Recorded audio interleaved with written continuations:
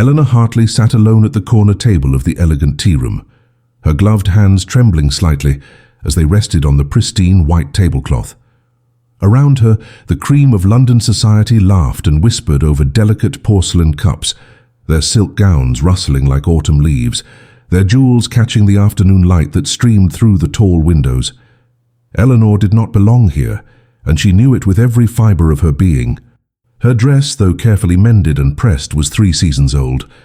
Her gloves had been darned at the fingertips.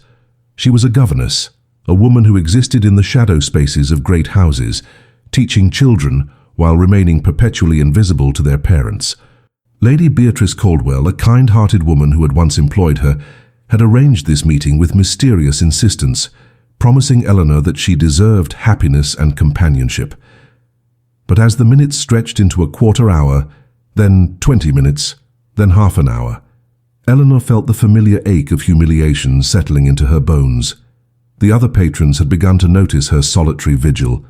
She could feel their pitying glances, could almost hear their whispered speculations about the poor plain woman who had been stood up by her suitor. The shame burned hotter with each passing moment, and Eleanor was gathering her courage to flee when the tea-room doors burst open with such force that every conversation halted mid-sentence. 2 identical girls, no more than 8 years old, stood in the doorway like small avenging angels in matching velvet dresses of midnight blue. Their dark curls bounced as they scanned the room with fierce determination, and when their eyes landed on Eleanor, they broke into simultaneous smiles of pure delight. Before Eleanor could process what was happening, the girls were racing toward her table, their small boots clicking against the marble floor, their governess trailing helplessly behind them. The entire tea room watched in stunned silence as the children reached Eleanor's table and executed perfect synchronous curtsies.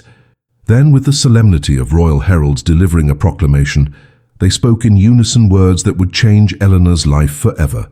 Their father, the Duke of Thornbury, sent his sincerest apologies for his tardiness and would arrive presently. The effect of this announcement was instantaneous and electrifying. Every head in the tea room swiveled toward Eleanor with new interest, new calculation, new assessment. The Duke of Thornbury was one of the most powerful men in England, a widower whose grief had become legendary, a man whose wealth could buy kingdoms and whose social position made him nearly untouchable. And these were his daughters, his precious twin girls, Lady Charlotte and Lady Caroline Ashford, announcing that their father was meeting this nobody, this invisible woman in the darned gloves. Eleanor felt the room's energy shift around her, like a sudden change in the weather. The pity had transformed into speculation, the dismissal into intense scrutiny. Who was she? How had she captured the attention of the unreachable Duke? The whispers began immediately, spreading through the tea room like wildfire through dry grass. Eleanor's mind reeled with confusion and something close to panic. She had never met the Duke of Thornbury, had never even glimpsed him at a distance. She knew of him only through reputation, a man frozen in mourning, devoted to the memory of his dead Duchess, cold and forbidding to anyone who dared approach with matrimonial intentions. The London gossip mills churned constantly, with stories of hopeful mothers parading their daughters before him, only to be met with icy dismissal. He was known to despise fortune hunters and social climbers with a particular venom, and now somehow impossibly she was sitting here as if she had deliberately arranged an assignation with him. The girls had settled themselves on either side of her without invitation, their bright eyes studying her face with an intensity that was both unnerving and oddly touching.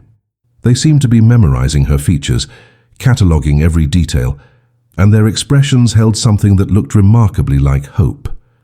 Before Eleanor could form a coherent question, before she could even begin to unravel this bewildering situation, she heard it, the sudden hush that fell over the tea room, the collective intake of breath, the rustle of fabric as every woman in the room unconsciously straightened in her seat. And then she saw him. Alexander Ashford, the Duke of Thornbury, stood in the doorway like a figure carved from ice and shadow. He was devastatingly handsome in the way that classical statues are handsome, all sharp angles and aristocratic features, but there was nothing warm or inviting about his beauty. His dark eyes swept the room with the detached assessment of a man surveying his domain, And when those eyes finally landed on Eleanor and his daughters, they went cold with something that looked unmistakably like fury. He moved toward their table with the predatory grace of a wolf approaching its prey, and every step seemed to lower the temperature in the room. Eleanor's heart hammered against her ribs as she realized with sinking certainty that this was no romantic arrangement, no kindly orchestrated meeting. This was a trap or a mistake, or perhaps something even worse. The Duke reached their table and stood over them, his imposing height casting a shadow that seemed to swallow Eleanor whole. His daughters beamed up at him with innocent delight, completely oblivious to the rage that simmered beneath their father's controlled exterior. And Eleanor, poor Eleanor, could only sit frozen in her chair, understanding with perfect clarity that her life had just become infinitely more complicated, and that the most powerful man in England now believed her to be exactly what she was not: a calculating woman who had manipulated his children to gain access to his title and fortune. To understand how Eleanor Hartley found herself in this impossible situation, one must travel back 3 months to a quieter moment in her unremarkable life. Eleanor had been born into respectability, but not wealth, the daughter of a country vicar whose death had left her with nothing but a good education and the necessity to earn her own living. She had spent the past 5 years moving from one aristocratic household to another, teaching languages and literature to daughters who would never remember her name once they made their advantageous marriages. She was skilled at her work, patient and intelligent, but she had long ago accepted that her own life would contain no grand romance, no dramatic transformation. Women in her position did not marry dukes or even country squires. They married clerks if they were very fortunate, or they remained alone, growing old in the nurseries of other women's children. Eleanor had made peace with this reality, or so she told herself during the long, quiet evenings in whatever servants' quarters she currently occupied. Lady Beatrice Caldwell had been different from Eleanor's other employers, a widow of comfortable means, who treated her staff with genuine kindness rather than mere noblesse oblige. When Eleanor's previous position had ended, as they always eventually did, when her charges grew too old for a governess, Lady Beatrice had invited her to stay on as a companion while she sought new employment. It was during one of their afternoon teas that Lady Beatrice had broached the subject of Eleanor's future with unusual intensity. She had spoken of how Eleanor deserved more than a life of service, how her intelligence and gentle spirit should not be wasted in obscurity. Eleanor had smiled sadly and thanked her for the sentiment, but she knew better than to indulge in such fantasies. Lady Beatrice, however, had been insistent, speaking in vague terms about opportunities and meetings that might change everything. Eleanor had assumed she meant another governess position, perhaps one with better wages or kinder employers. What Eleanor did not know, what she could never have guessed, was that Lady Beatrice was the beloved aunt of the Duke of Thornbury himself, and that she had been carrying a secret burden for months. Lady Beatrice had watched her nephew retreat further and further into cold isolation since his wife's death, 3 years prior, had seen him transform from a man of warmth and humor into a marble statue who performed his duties with mechanical precision, but lived with no joy whatsoever. More painfully, she had witnessed her great nieces, Charlotte and Caroline, growing up without the maternal affection they so desperately craved. The Duke hired governesses, of course, a succession of proper, qualified women who taught the girls their lessons and minded their manners. But there was no love in these arrangements, no genuine warmth, and the girls felt the absence like a constant ache. They had begun to act out, to test boundaries, to seek attention in increasingly creative ways, and their father responded only with stricter discipline and more rigid schedules. Lady Beatrice had tried countless times to encourage her nephew toward remarriage, had introduced him to suitable ladies of impeccable breeding and fortune, but Alexander had rebuffed every attempt with icy disdain. He accused these women, often correctly, of being fortune hunters, interested only in his title and wealth. He declared that his heart was buried with his duchess and would never be disturbed again. His daughters, he insisted, needed discipline and education, not sentimental coddling. But Lady Beatrice knew better. She knew that Charlotte and Caroline needed love, and that somewhere beneath her nephew's frozen exterior, the man she had once known still existed, waiting for someone extraordinary enough to thaw the ice around his heart. She needed someone who would never be suspected of mercenary motives, someone whose genuine goodness could not be questioned, someone who would love the girls first and perhaps eventually reach the father through them. And so Lady Beatrice had conceived a plan that was equal parts desperate and brilliant. She would arrange for her nephew to meet Eleanor Hartley, but she would do so in a way that circumvented his suspicions and his defences.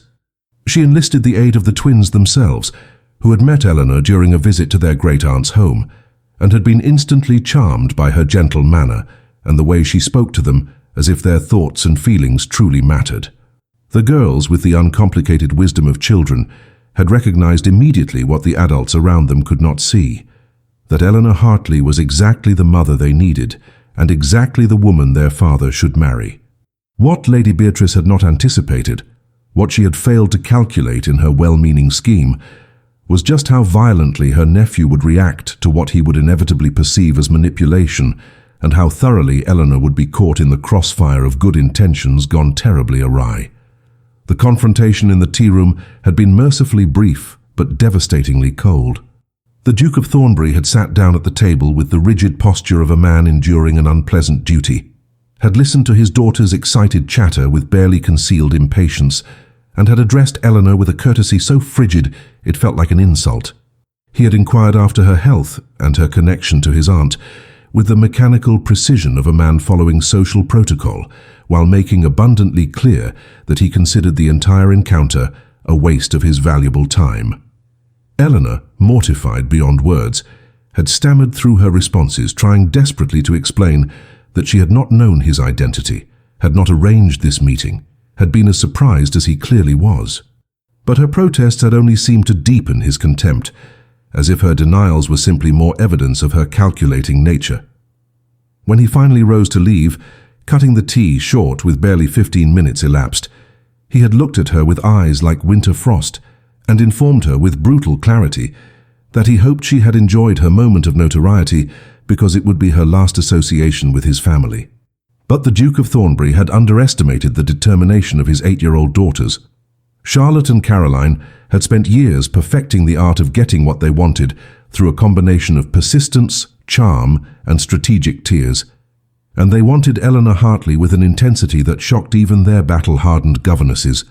Within days of the disastrous tea, the current governess resigned in frustration, declaring that the twins had become unmanageable, refusing to study, refusing to eat properly, speaking of nothing but the kind lady from the tea room who had listened to them as if they mattered. The Duke, exasperated and facing a household crisis, found himself besieged by his aunt's gentle but relentless suggestions. Lady Beatrice pointed out that Eleanor was a trained and experienced governess, that she was currently unemployed and available, and that the girls had clearly formed an attachment that might settle their rebellious behavior. It was, she argued, simply practical. The Duke had seen through this transparent manipulation immediately, but he was also a pragmatist who understood when he was outmaneuvered.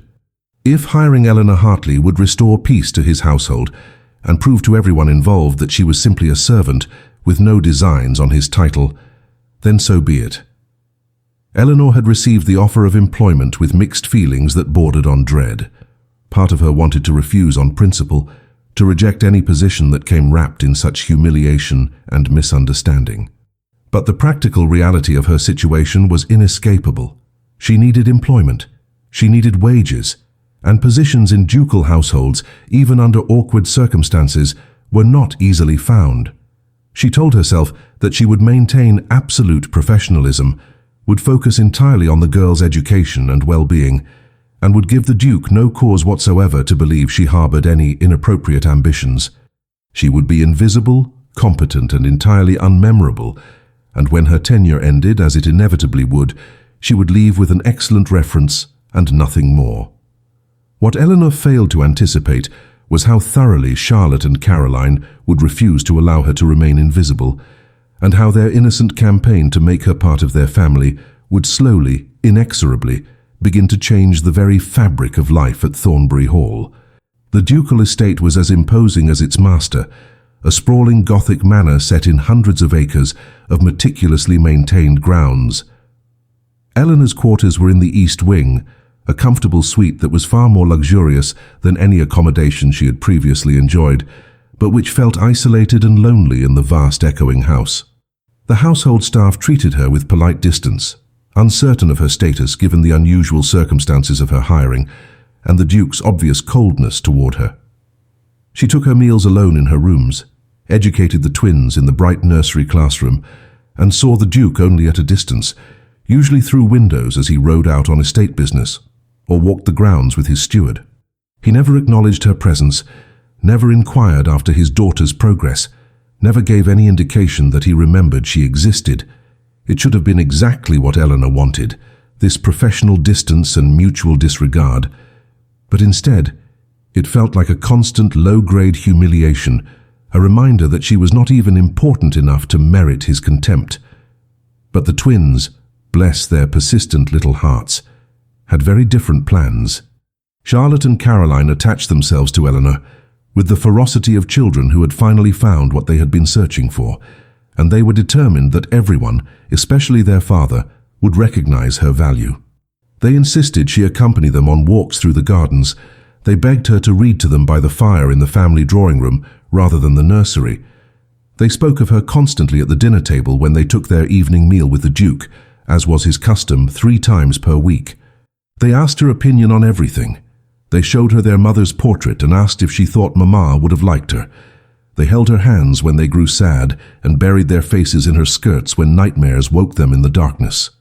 Hand slowly, against her better judgment, Eleanor stopped trying to remain professionally distant and simply loved them, because they were impossible not to love, and because her heart had been starving for exactly this kind of connection for longer than she cared to admit. 3 months into her tenure at Thornbury Hall, something had shifted in the atmosphere of the great house, though Eleanor could not quite identify what had changed.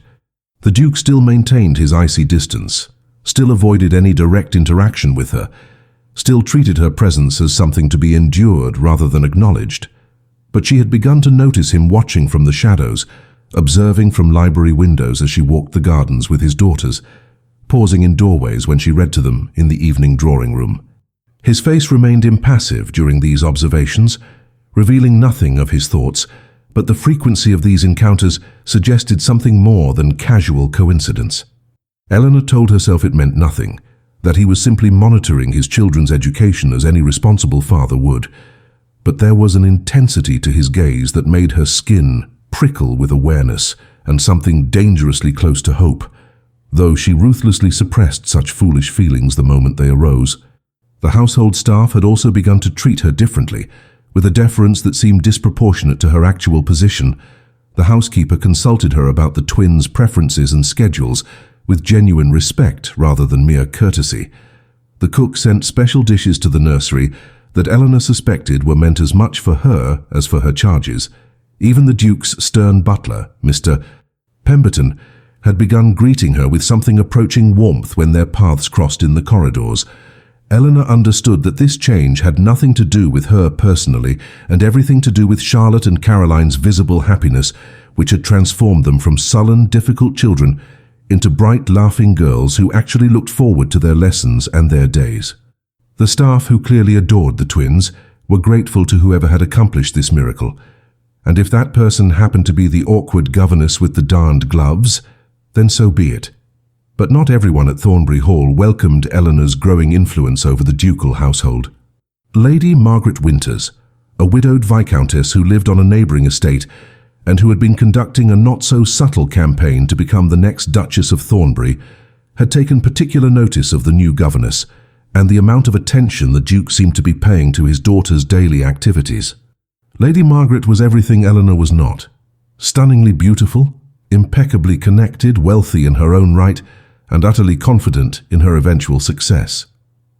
She had been calling at Thornbury Hall with increasing frequency, always with some transparent excuse about estate business or neighbourly concern, and she had begun inserting herself into the twins' lives with calculated charm. She brought them gifts, complimented their accomplishments, and spoke to the Duke about the importance of a feminine influence in their upbringing, always with the unspoken suggestion that she would be perfectly suited to provide such guidance as their stepmother.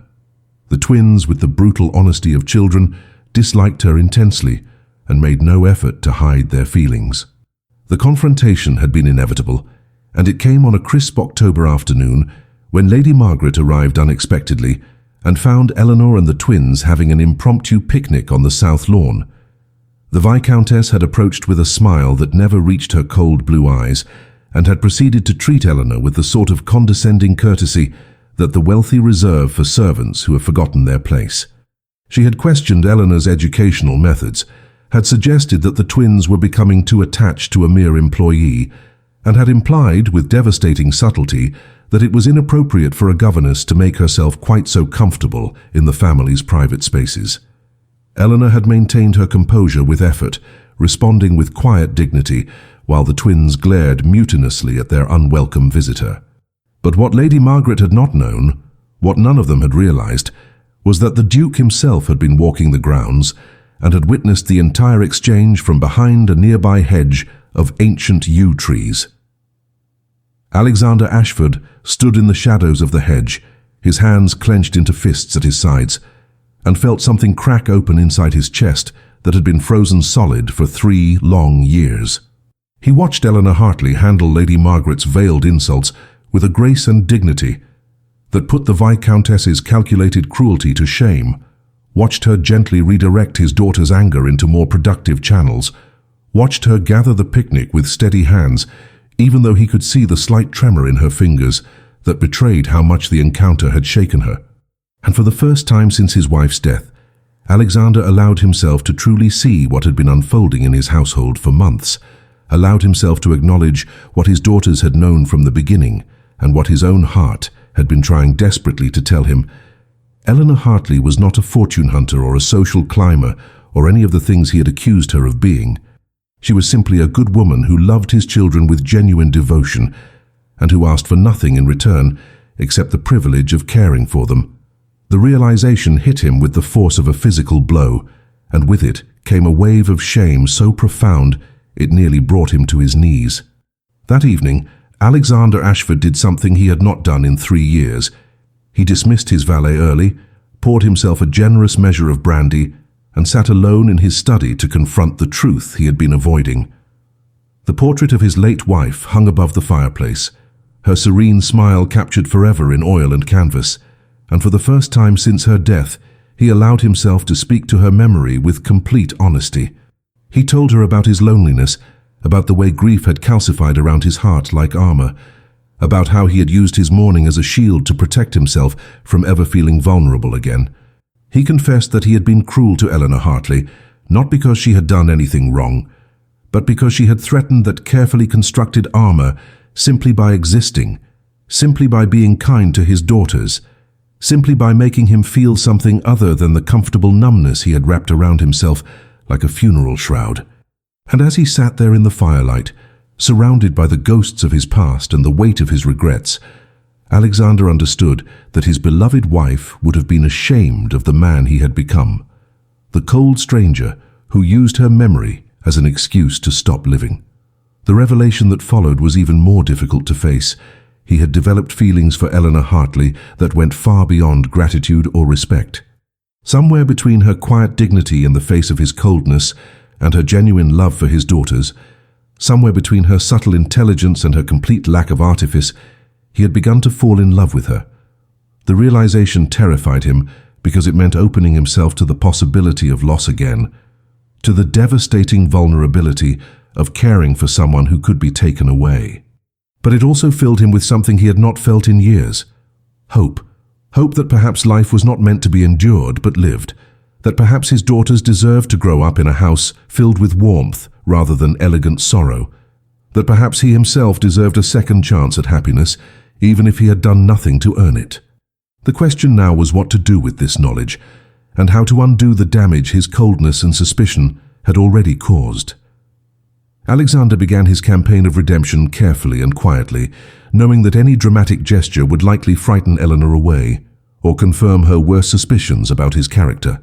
He started attending the twins' lessons, at first standing silently in the doorway, then gradually moving into the room itself, listening as Eleanor taught his daughters about literature and history and mathematics with a passion that made even dry subjects come alive. He observed how she encouraged Charlotte's love of poetry and Caroline's fascination with astronomy, how she adapted her teaching to each girl's individual temperament and interests, how she made learning feel like an adventure rather than a tedious obligation. He said little during these visits, not trusting himself to speak without revealing too much, but his presence became a regular fixture in the schoolroom, and gradually Eleanor seemed to grow accustomed to having him there. He also began joining the family for meals more regularly, breaking his habit of taking most of his dinners alone in his study. At first, these gatherings were awkward affairs, with the twins chattering nervously, and Eleanor maintaining a careful professional silence unless directly addressed. But Alexander made an effort to draw her into the conversation, asking her opinion on books and current events, seeking her advice on matters related to the girl's development, treating her not as a servant, but as a valued member of the household whose thoughts and perspectives mattered. He saw her surprise at this change, saw the cautious hope that would flicker in her eyes before she ruthlessly suppressed it, and he understood that he had wounded her more deeply than he had realized with his initial coldness. Trust, once broken, was not easily restored, and Eleanor Hartley had learned through years of disappointment to guard her heart carefully against men who held power over her circumstances. The turning point came on a cold November evening when Caroline woke screaming from a nightmare about losing her mother all over again. Eleanor, whose rooms were adjacent to the nursery, reached the child first, gathering her into a comforting embrace and rocking her gently while murmuring soothing reassurances. Alexander, who had been working late in his study, heard the commotion and arrived moments later to find Eleanor sitting on the edge of Caroline's bed, his daughter clinging to her with desperate intensity, while Charlotte hovered nearby with tears streaming down her own face. What stopped him in the doorway, what made his breath catch in his throat, was the expression on Eleanor's face as she held his weeping child. Pure, unconditional love, the kind of fierce maternal devotion that could not be feigned or performed. She was not comforting Caroline because it was her job, or because she hoped to gain favor with the Duke. She was doing it because the child's pain was her own pain, because she loved these girls with every fiber of her being, and because she would have done anything in her power to spare them suffering. In that moment, Alexander Ashford knew with absolute certainty that he was going to marry Eleanor Hartley, and that he would spend the rest of his life trying to deserve the extraordinary gift of her presence in their lives. Alexander waited until both girls had fallen back asleep, their small bodies curled together in Caroline's bed, with Eleanor sitting vigil between them, her hand gently stroking their hair. He stood in the doorway for a long moment, gathering his courage for what he knew he must do, and then he spoke her name softly so as not to wake the children. Eleanor looked up, startled, and he saw the quick flash of fear cross her face before she carefully schooled her expression into neutral professionalism. She rose quietly, tucking the blankets more securely around the sleeping twins, and followed him out into the corridor, maintaining a careful distance as if proximity to him might somehow be dangerous. Alexander led her downstairs to his private study, aware of how improper this was, aware that he was asking her to trust him after he had given her every reason not to, but knowing that what he needed to say could not be said in whispers outside a nursery door. Once inside the study with the door closed behind them, Eleanor stood rigidly near the entrance, her hands clasped in front of her, her eyes fixed on some point past his shoulder, as if she could not bear to look directly at him. Alexander poured 2 glasses of sherry with hands that were not quite steady, offered her one, and felt something twist in his chest when she hesitated before accepting it, as if even this small gesture might be a trap. He gestured to the chairs by the fireplace, but she remained standing, and he realized that she was preparing herself for dismissal, steeling herself against the pain of being sent away from the children she loved. The thought that he had made her so afraid, that his coldness had taught her to expect cruelty from him, filled Alexander with a shame so profound he could barely breathe through it.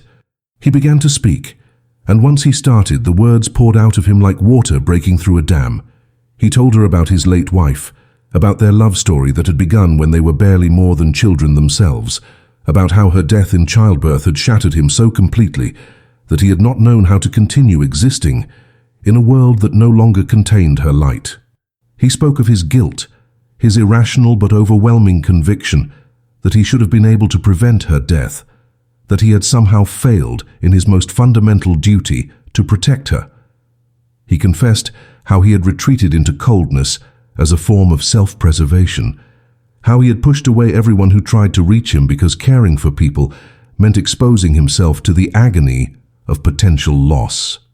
And then, with his voice breaking on the words, he told her about the afternoon he had overheard Lady Margaret's cruelty, about standing behind the hedge and watching Eleanor handle that situation with such grace and dignity, about the moment he had finally allowed himself to see what his daughters had known all along. Alexander admitted that he had been profoundly, inexcusably wrong about her from the very beginning. He had accused her of being a fortune hunter when she had never asked him for anything, had treated her with contempt when she deserved only respect and gratitude, had made her feel unwelcome in a house where she had brought more joy and warmth in 3 months than had existed in the previous 3 years. He told her that watching her with Caroline tonight, seeing the love and devotion in her face as she comforted his frightened child, had made him realize that she was not simply a good governess or a kind woman. She was extraordinary, she was irreplaceable, and she had given his daughters something infinitely more valuable than any education. She had given them the feeling of being truly, unconditionally loved. And somewhere in the process of loving his children, she had done something Alexander had believed impossible. She had reached through the ice around his own heart and reminded him that he was still capable of feeling, still capable of hoping, still capable of imagining a future that held something more than duty and grief. Eleanor stood frozen throughout this confession, her sherry glass untouched in her hand, her face pale in the firelight. Alexander could not read her expression, could not tell if his words were reaching her or simply adding to the burden of confusion and pain he had already caused her. But he pressed forward because he had to, because this might be his only chance to make her understand that everything had changed, that he had changed, and that what he was about to ask of her came not from obligation or convenience, but from the deepest truth of his transformed heart. He set down his own glass, moved closer to where she stood, and with a vulnerability that felt like standing naked in a winter storm, he told Eleanor Hartley that he had fallen in love with her, that he knew he had no right to her affection after his behavior, that he understood if she could never forgive him or trust him. But he wanted her to know, needed her to know, that she had become essential to his life and his daughters' lives, and that if she would give him the chance, he would spend the rest of his days proving himself worthy of the gift she had already given them, simply by existing in their world. Eleanor's response was not what Alexander had hoped for, though in retrospect he should have anticipated it. She set down her sherry glass with a hand that trembled violently, and when she finally met his eyes, her expression was not one of joy or relief, but of something closer to anguish. She told him with a quiet dignity that somehow made her words cut deeper, that she could not do this, could not allow herself to believe in a fantasy that would inevitably end in heartbreak. She had spent her entire adult life learning the hard lessons that women in her position must learn, that hope was dangerous, that powerful men did not fall in love with penniless governesses except in novels, and that any declaration of affection from an employer was more likely manipulation or temporary infatuation than genuine devotion. She had seen too many women in service ruined by believing the pretty words of men who held all the power, had witnessed the aftermath of those illusions when reality inevitably intruded. And while she did not believe that the Duke intended to harm her, while she could see the sincerity in his eyes, she also knew that feelings changed, that grief could make people seek comfort in inappropriate places, and that in 6 months or a year he might wake up and realize he had made a terrible mistake. More than that, Eleanor continued with a voice that grew stronger even as tears began to stream down her face. She could not bear to become a source of scandal or shame for Charlotte and Caroline. If she allowed herself to accept his affection, if she dared to believe that a future together was possible, she would be subjecting the girls to the vicious gossip of society, to whispers that their father had married beneath himself, that their new stepmother was nothing but a scheming servant who had seduced her way into a title. The twins had already lost one mother to death. Eleanor would not become the mother who brought them social disgrace and whispered ridicule. She loved them too much for that, loved them enough to remove herself from their lives if that was what was truly best for them, even though the thought of leaving them felt like having her heart torn from her chest. And so, With a courage that Alexander recognized as far greater than any he possessed, Eleanor told him that she would be seeking a new position after the Christmas season, that she would give him time to find a suitable replacement, and that she thought it best if they maintained a strictly professional distance until her departure. Alexander felt panic rise in his throat at her words, felt the future he had just begun to imagine slipping away before he had even properly grasped it. He wanted to argue, to convince her, to somehow make her understand that this was not infatuation or grief-induced delusion but real and lasting love.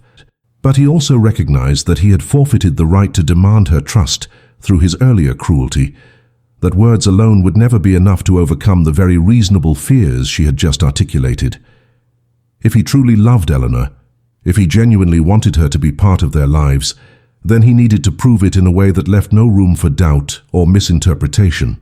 He needed to demonstrate, publicly and irrevocably, that she was not a temporary comfort or a convenient solution to his household problems, but the woman he had chosen above all others, the woman whose value the entire world needed to recognize, because he would accept nothing less than her complete vindication in the eyes of society. An idea began to form in Alexander's mind, audacious and potentially disastrous, but also perfectly suited to the magnitude of what he needed to accomplish. The annual Thornbury Winter Ball was 3 weeks away, the most important social event of the season, attended by every person of consequence in London and the surrounding counties.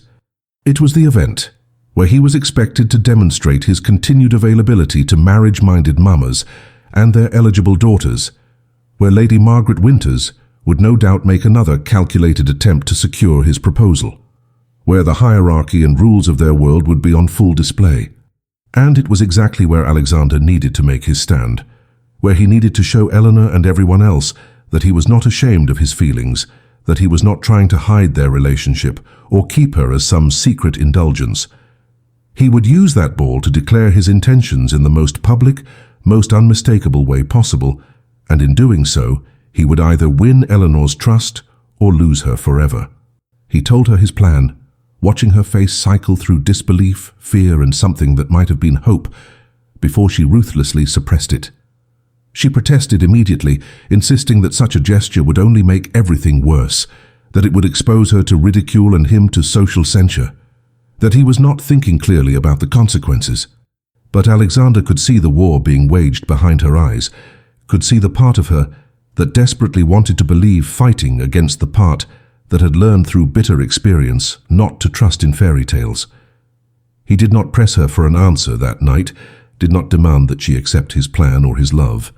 Instead, he simply asked her for one thing, that she not leave before the ball, that she give him 3 weeks to prove himself, and that she attend the event not as a servant, but as his honored guest.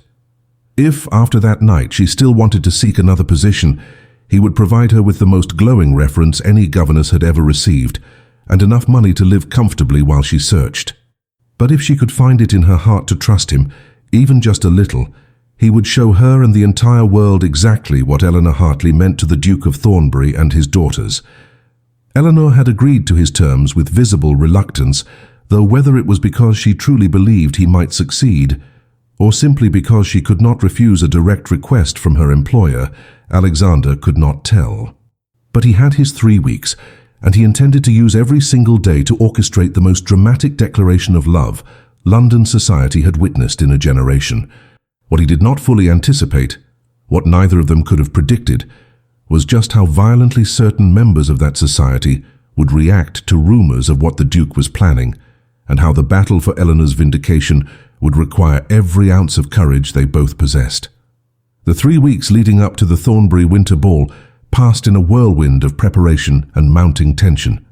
Alexander had not been subtle about his intentions, and London society, which thrived on gossip like a garden thrives on rain, had seized upon the rumors with voracious delight. Whispers spread through drawing rooms and gentlemen's clubs that the Duke of Thornbury, that bastion of aristocratic propriety and eternal mourning, had developed an inappropriate attachment to his daughter's governess. The stories grew more elaborate with each retelling. Some claimed he had secretly married her already. Others insisted she had trapped him through manipulation of his children. Still others suggested she was pregnant with his illegitimate child. Lady Margaret Winters, in particular, had launched a campaign of social destruction, visiting every influential household she could reach to express her shock and concern that a man of the Duke's standing would consider degrading his family's ancient name by associating with a woman of no birth, no fortune, and questionable morals. The Viscountess painted Eleanor as a calculating seductress who had wormed her way into the Duke's household with the specific intention of ensnaring him, a characterization that gained traction among those who could not imagine any other reason why a powerful man might notice a nobody. Eleanor endured this onslaught of gossip with outward composure but inward torment. She heard the whispers when she accompanied the twins on their daily walks through the village, felt the hostile stares of shopkeepers who had previously treated her with indifference, saw the way other servants in neighboring houses pulled their charges away when Charlotte and Caroline approached, as if association with the Duke's household might somehow taint them by proximity.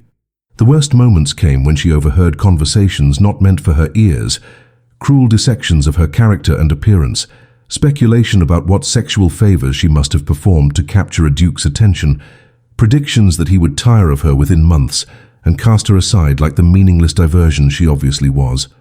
Each cruel word landed like a physical blow, confirming every fear she had harbored about the impossibility of their situation.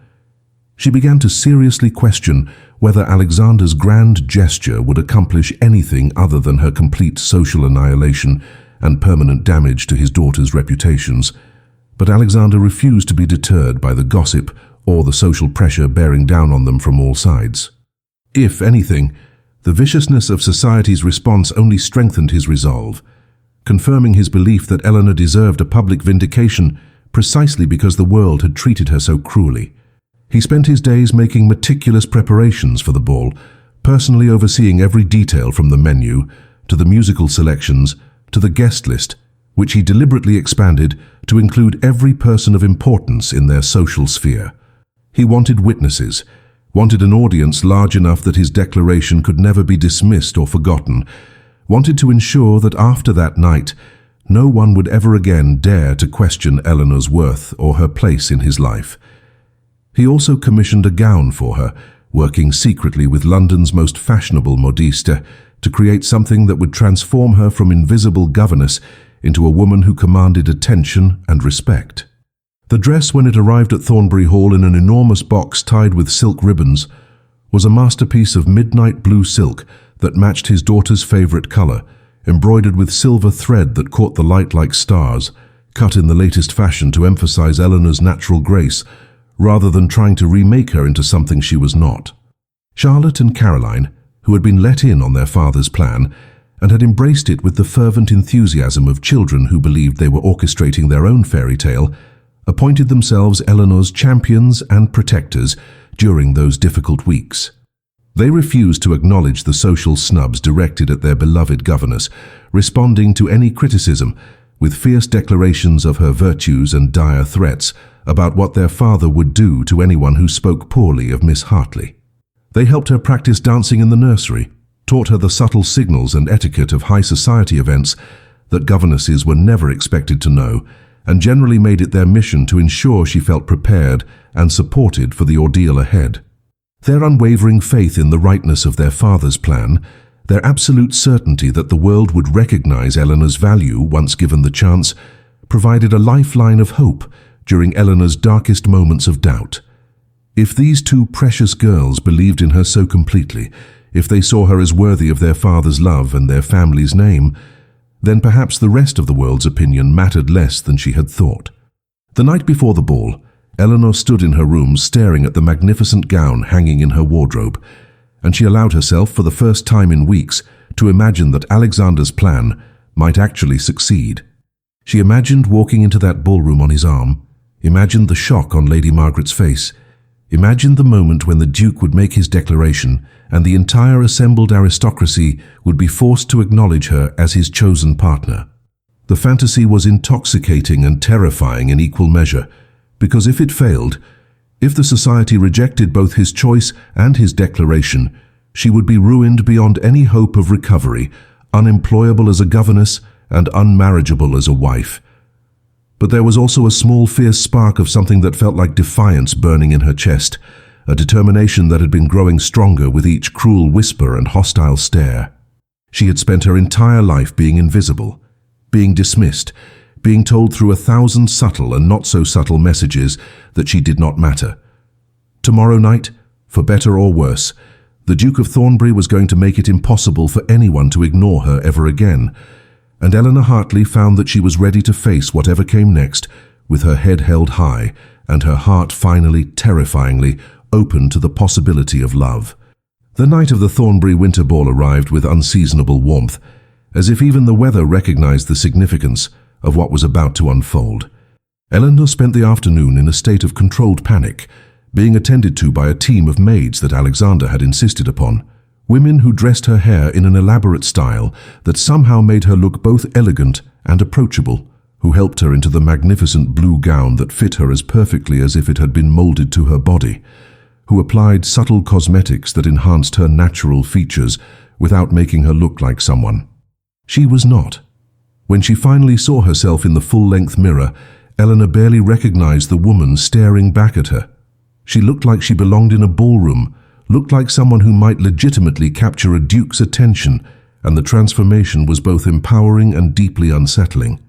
Charlotte and Caroline, who had been permitted to watch the preparations, declared her the most beautiful woman in all of England, and insisted their father would forget how to speak when he saw her. The ballroom at Thornbury Hall had been transformed into something out of a dream, thousands of candles casting golden light across polished marble floors, massive arrangements of winter roses and holly creating bursts of color against the white walls, musicians tuning their instruments in the gallery above. Guests had been arriving for the past hour, London's elite filling the space with silk and jewels, and barely contained curiosity about what scandal the evening might bring. Lady Margaret Winters held court near the main entrance, resplendent in crimson satin, surrounded by her allies and making no effort to hide her smug confidence that the Duke would come to his senses before committing social suicide.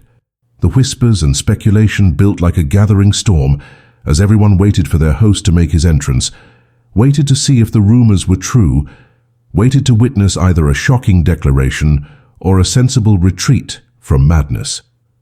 Alexander stood at the top of the grand staircase that led down into the ballroom, Eleanor's trembling hand resting on his arm, and he felt a fierce surge of pride and protectiveness that nearly overwhelmed him.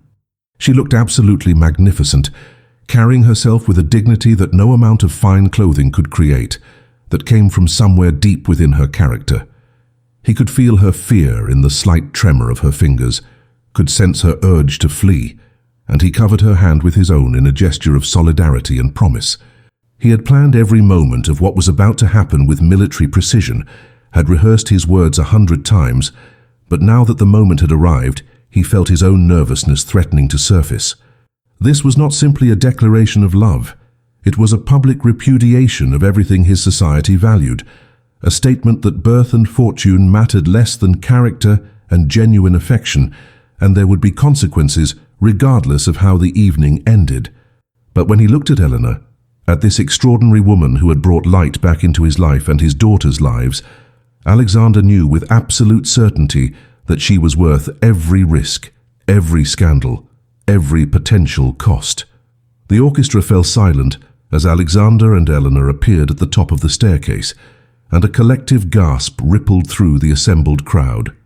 Every eye in the ballroom fixed upon them, every conversation stopped mid-sentence, every fan froze mid-flutter.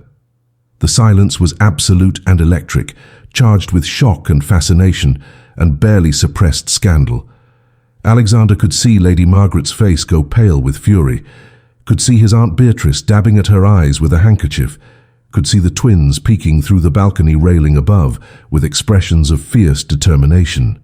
He took a breath, squeezed Eleanor's hand once more for courage, and began to descend the staircase with her at his side, moving slowly and deliberately so that everyone present would have ample time to absorb what they were witnessing. The Duke of Thornbury, one of England's most eligible and powerful peers, escorting his daughter's governess into his own ball as if she were a princess rather than a penniless employee. They reached the bottom of the staircase, and the crowd parted before them like the Red Sea before Moses. creating a path through the center of the ballroom while maintaining a careful distance, as if proximity to such scandal might be contagious. Alexander led Eleanor to the exact center of the space, beneath the massive crystal chandelier that cast rainbows of light across the floor. And then he did something that made the shocked silence deepen into something approaching collective apoplexy. He released her hand, stepped back, and slowly, deliberately, with every person of consequence in London watching, Alexander Ashford, the Duke of Thornbury, lowered himself to one knee before Ellen, or Hartley. The gasps that erupted were audible even over the pounding of Eleanor's heart, and she felt the world tilt on its axis as she understood that this was not simply a public declaration of affection. This was a proposal, a formal, unmistakable, irrevocable offer of marriage being made in the most public forum imaginable, designed to leave absolutely no doubt about his intentions or her value in his eyes. Alexander's voice rang out clear and strong across the silent ballroom, carrying to every corner, ensuring that every witness would hear every word of what he was about to say. He spoke of how he had been a man lost in grief and darkness, how he had believed his capacity for joy had died with his beloved first wife, how he had retreated into cold duty and emotional isolation because he could not bear the vulnerability of caring for anyone again. He told them all how Eleanor Hartley had entered his household, not through scheming or manipulation, but through his own aunt's invitation and his daughter's innocent hope.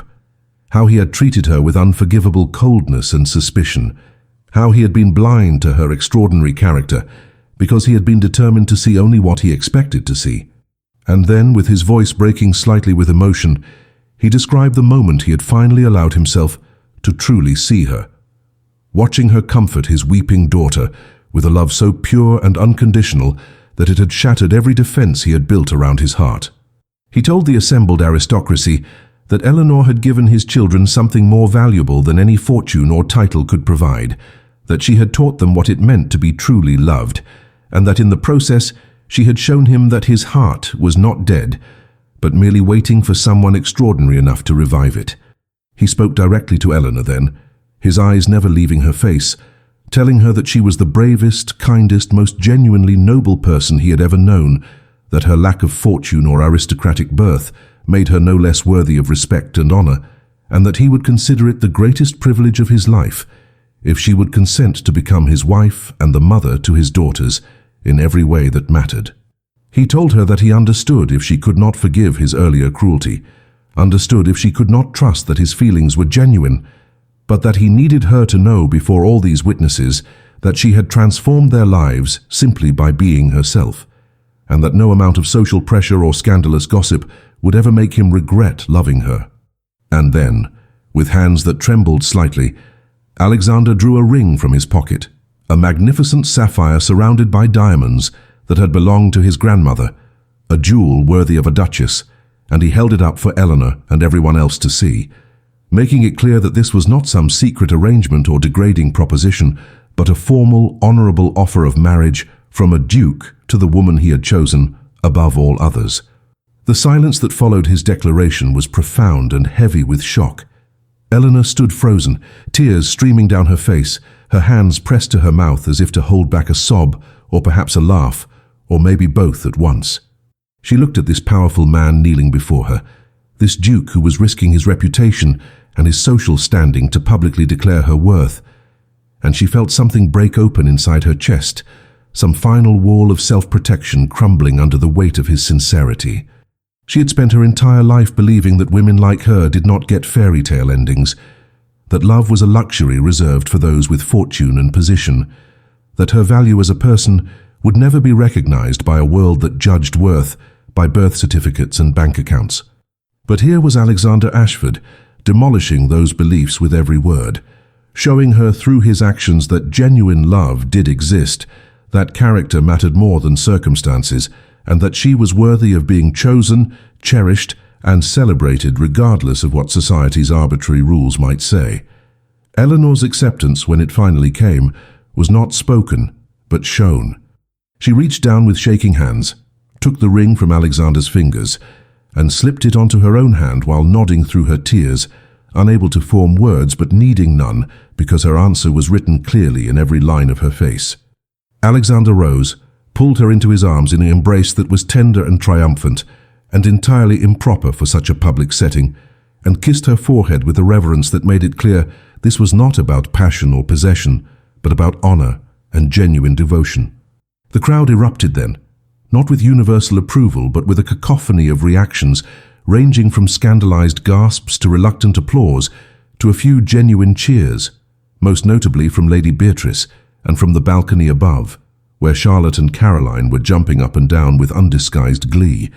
Lady Margaret Winters had turned away with a look of such bitter fury that several people near her instinctively stepped back, but Eleanor barely noticed because she was too busy being held by the man who had just publicly declared that she mattered, that she was worthy, that her value had nothing to do with her bank account and everything to do with the content of her character and the capacity of her heart. The wedding took place 6 weeks later, in a ceremony that was deliberately intimate, attended only by family and true friends, because Alexander and Eleanor had both had enough of performing for society's entertainment. Eleanor became the Duchess of Thornbury on a crisp January morning, with Charlotte and Caroline serving as her attendants and crying tears of pure joy throughout the entire ceremony.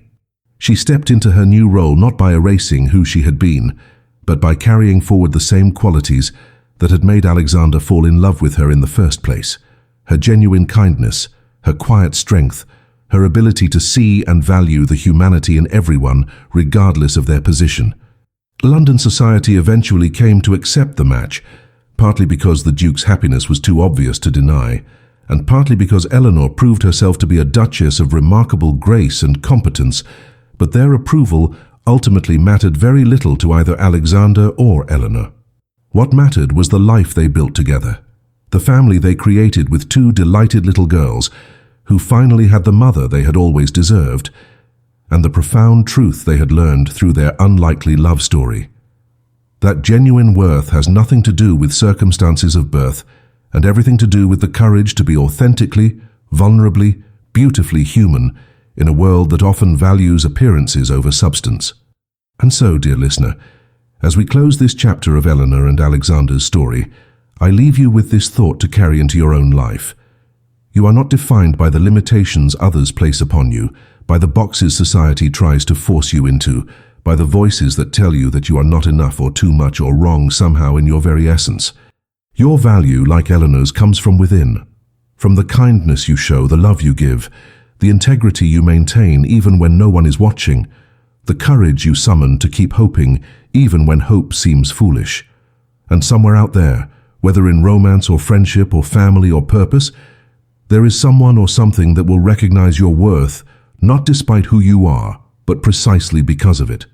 The world may try to keep you invisible, may try to convince you that people like you do not get extraordinary lives or happy endings, but Eleanor Hartley's story reminds us that the most powerful transformations often begin when someone finally sees us as we truly are, and loves us not in spite of our ordinariness, but because of the extraordinary heart that beats beneath it.